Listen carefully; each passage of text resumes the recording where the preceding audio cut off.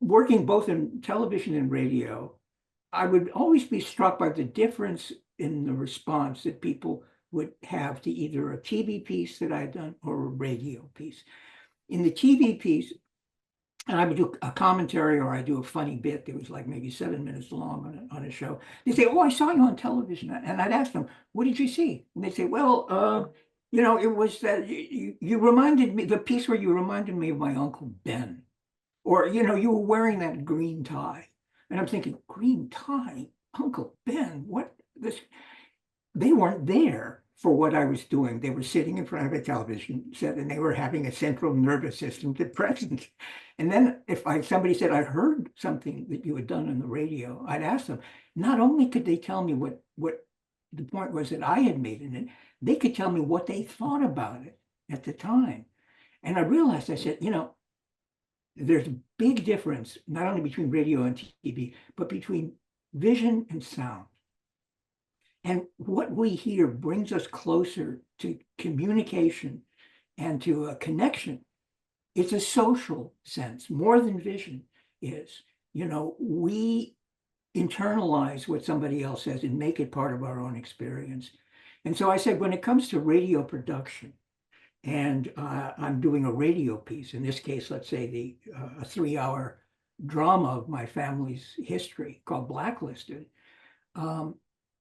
what can I do to make them feel that it is an experience that's happening to them?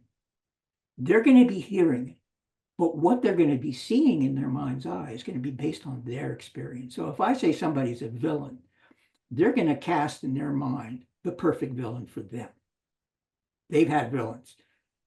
Story takes an experience from the storyteller and tries to make it into an experience for the listener, and radio can do that in a way which TV very often fails to do. Not that it can't, but radio is better at it. And so when I decided to do this 3-hour long thing, I said, I want it to be as compelling and as riveting as possible. So I'm going to take out all the concepts, all the big ideas, talking about politics and the state of the country, this and that. I'm just going to make it one thing after another that happened to a family. Boom, boom, boom, so that you can identify with that family and ask yourself, what if that were me? Or would I be capable of doing that? And then sound effects and the sound environment became a very important part of that. As I said, I want people to feel that they're there. So I want to introduce little elements that add a third dimension to their experience of the story.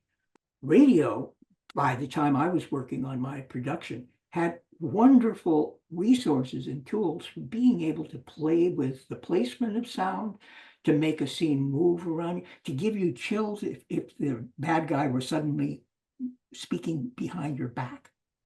You needed emotion. Radio could convey emotion and it could convey image.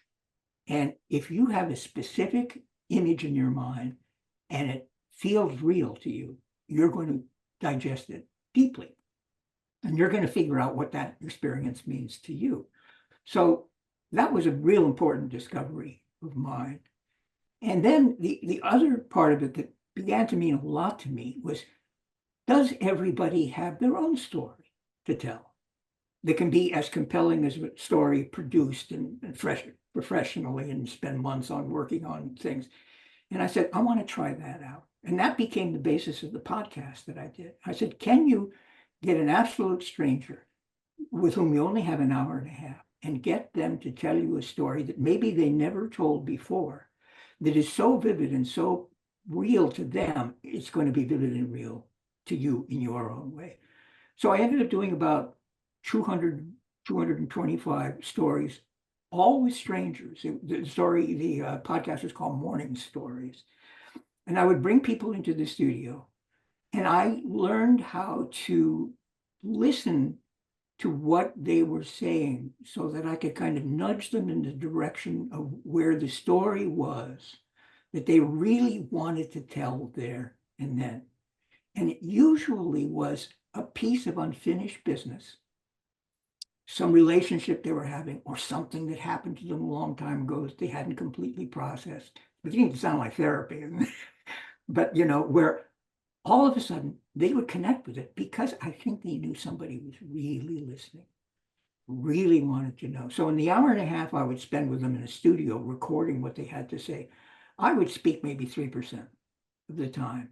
The rest would be just them talking and exploring. Then I would get all that hour and a half together and edit it into maybe a 5-minute monologue, not unlike the pieces that you would do, where I would take myself out and I would just arrange what they said in a way that you would have a coherent story. And when people know that you're being listened to and they want to be touched by what you say, there's something, maybe it's biological in all of us, that is a gifted storyteller. That part of you immediately starts zeroing in on the details and zeroing in on the emotions. And those are the primary building blocks, really, for a story that lives, that escapes like a virus out of your body and infects their body. And that was probably one of the most satisfying working experiences that I had, exploring that idea and getting so you never knew where you were going to go with somebody. I remember one woman came in, she thought I'd be interested in hearing about how she was in the Pillsbury Bake Off contest, where you get 100 people together in a huge room, and each one's got an oven, and they make their cupcake or whatever it is that they're so good at. So she starts telling me the story. But as I listened, I realized that she kept on talking about her mother and how she invited her mother and how her mother, who was a scientist, as she was also a cook, and how she learned cooking through her. And I realized there's something about this competition that's about the way she feels about her mother. And I got her to talking a little bit more about her mother. And it turns out that her mother's dying of a brain tumor. And this cook-off is going to be the last opportunity that she will be able to have with her mother, sharing, what they learned from each other about cooking and what she learned from her mother primarily. That would happen so often. A guy would come in to shill his latest book. Or I'm thinking actually Oliver Sacks, remember Oliver Sacks? Yeah, sure. Well, he came into town to be interviewed because he had a new book out. And I said to him, I said, look, we'll mention your book. Don't worry about that. That's going to get a mention. But let's talk about some other things, which he was happy to do.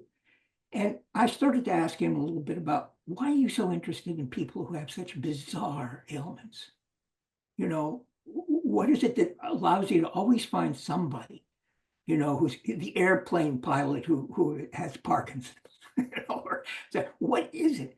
And out of him came this story about his older brother and how his older brother was born. I don't know what his problem was, what mental difficulty he might have been having, could have been schizophrenic, but basically he was a total outsider, and he had always dreamed about a world where his brother would be welcome. And he started to talk about his brother and his childhood in a way that was so compelling. You didn't have to have a brother who was in that kind of trouble to understand what he was talking about. It was a human story. So finding the human stories, everybody's got them. Give me an hour and a half of your time, Ray, and I hopefully will make you feel welcome enough to tell me about what's really on your mind and in your heart at that moment. I'm an open book. Yeah, you are, aren't you?